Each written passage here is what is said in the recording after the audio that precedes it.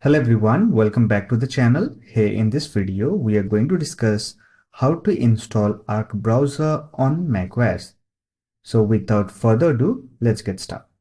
Simply open any browser, visit arc.net. Don't worry about the link, I'll provide the link in the description box. Here's the official website from where you can download Arc browser. To download it, simply click on Download Arc for Mac and it will download the installer file. Wait for the download process to complete. Once done, simply open the file.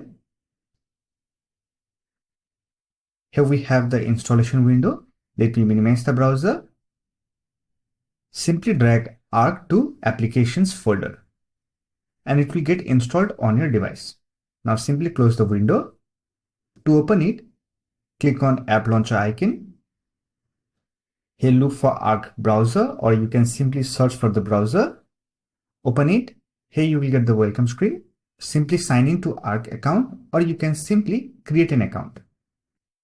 Provide a name, email address and confirm your password. And after that, you are ready to use the browser. So that's it for this video. If you found this video helpful, give it a like and subscribe to the channel for more tutorials like this. Thanks for watching. I'll see you in next video.